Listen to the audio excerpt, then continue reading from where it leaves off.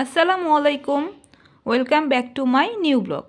আবারও একটি নতুন ব্লগ ভিডিও নিয়ে হাজির হয়ে গেলাম আপনাদের সামনে। দেখতেই পাচ্ছেন বিকেলের পর সন্ধে হয়ে গেছে। এই টাইমে বাচ্চারা ঘরে বসে টিভি দেখছিল আর দুষ্টামি করছিল। আর বিকেলবেলায় একটু হালকা পাতলা নাস্তা না হলে তো আর হয় না, তো এই জন্য চলে গেলাম কিচেনে। তো কি করব চিন্তা করে পাচ্ছিলাম না।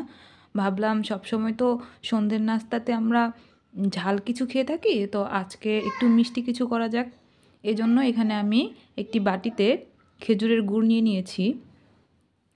এখন হালকা কুসুম গরম পানি দিয়ে খেজুরের গুড়গুলোকে আমি একটু গলিয়ে নিব।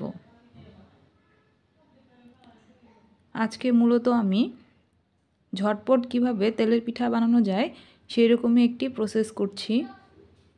যেহেতু সন্ধ্যা নেমে গেছে, সেহেতু সময় নেই বেশি, তাই খুব তাড়াতাড়ি করেই যেই রেসিপিটি করা যায় সেটিই করব। তাই আপনাদের সাথে শেয়ার করে নিচ্ছি। আপনারাও চাইলে খুব তাড়াতাড়ি এবং খুব অল্প সময়ে এই রেসিপিটি বানিয়ে নিতে পারেন। গুড় ভালোভাবে মিক্সড করে নিয়েছি। এখন আমি 1 পটের মতো বা 250 গ্রাম চাল আমি ব্লেন্ড করে নিয়েছিলাম। এখানে অল্প অল্প করে আমি গুড় মিক্সড করে নিচ্ছি, একেবারে সবগুলো ঢেলে দিব না, তাহলে দেখা যাবে ব্যাটারটি বেশি পাতলা হয়ে যেতে পারে। তাই তেলের পিঠাতে তো পাতলা ব্যাটার দিলে হবে না, অল্প অল্প করে। এজন্য আমি গুড় মিক্সড করে নিয়েছি। এখন সব শেষে বাকিটুকু যতটুকু ছিল সবটুকু দিয়ে দিয়েছি। আমার সম্পূর্ণ গুড়ের পানিটাই লেগে গেছে।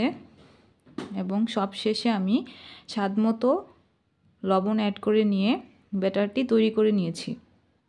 দেখতেই পাচ্ছেন ব্যাটারটির ঘনত্ব কেমন হওয়া লাগবে।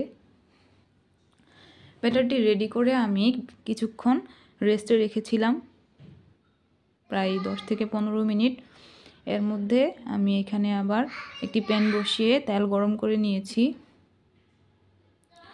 যেহেতু আমি চাল জাস্ট ধুয়ে ব্লেন্ড করে নিয়েছিলাম, তার জন্য 10-15 মিনিট রেস্টে রেখেছিলাম। যদি আগে থেকে আপনারা চাল ভিজিয়ে রাখেন তাহলে রেস্টে রাখা লাগবে না। এখানে তেল গরম হয়ে যাওয়ার সাথে সাথে আমি পিঠা দিয়ে দিয়েছিলাম এবং দেখতেই পাচ্ছেন খুব কম সময়ে আমি পিঠাটি ব্যাটার রেডি করেছি, তবুও কত সুন্দর ফুলে উঠেছে। তো আপনারাও আমার রেসিপিটি ফলো করে যদি বাসায় এভাবে খুব কম সময়ে বিকেলের নাস্তা বা সন্ধ্যার নাস্তার জন্য তেলের পিঠা বানাতে চান, তাহলে কিন্তু খুব সহজেই বানিয়ে ফেলতে পারবেন এরকম ফুলকো ফুলকো এবং নরম তেলের পিঠা।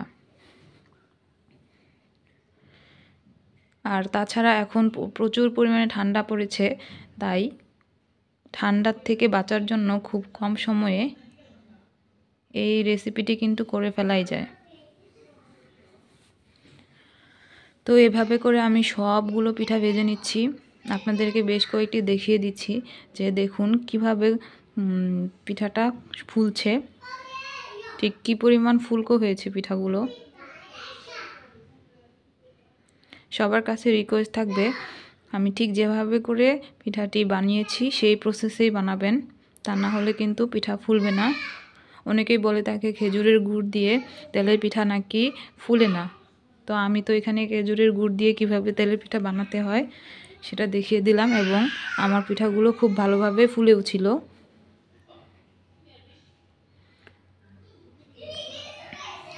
একে একে আমি সবগুলো পিঠা এভাবে বানিয়ে নিয়েছি। আমার সবগুলো পিঠায় মাশাআল্লাহ দিলে খুব ভালোভাবে ফুলেছে। সো আমার ভাজতে ভাজতেই তো খেতে মনে চাচ্ছিল, যেহেতু অনেক শীত, গরম গরম তেলের পিঠা খেলে ভালোই লাগবে। এজন্য আমি খুব তাড়াতাড়ি পিঠাগুলো ভেজে নিচ্ছিলাম যে কখন ভাজা শেষ হবে খাবো। এই যে আমার সবগুলো পিঠা ভাজা হয়ে গেছে, এখন খাওয়ার পালা। আমি অপর একটি চুলায় এখানে চা বসিয়ে দিয়েছিলাম, চাও বলক চলে আসছে। চা হতে হতে আমি এখানে আমার ছেলেকে পিঠা খেতে দিয়েছি। যেহেতু গরম ছিল, ও খাওয়ার জন্য পাগল হয়ে গেছে, তার জন্য এখানে আমি ছোট ছোট টুকরো করে একে ছিঁড়ে দিয়েছিলাম যে তাড়াতাড়ি ঠান্ডা হয়ে যাবে। তো একটু মনে হয় গরম ছিল, মুখে দিয়ে ও এরকম করে উঠছে, কারণ ও কখনোই গরম কিছু খেতে পারে না। তো আমিও পাশাপাশি খেতে বসে গিয়েছি। এই যে পিঠা খাচ্ছি। পিঠা অনেক সফট হয়েছে, দেখেই বুঝতে পাচ্ছেন পিঠাটা কতটা সফট হয়েছে।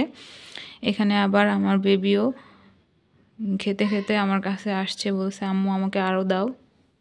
বলতে তো পারে না ভাবে, ও বুঝিয়ে বলতেছে আমাকে।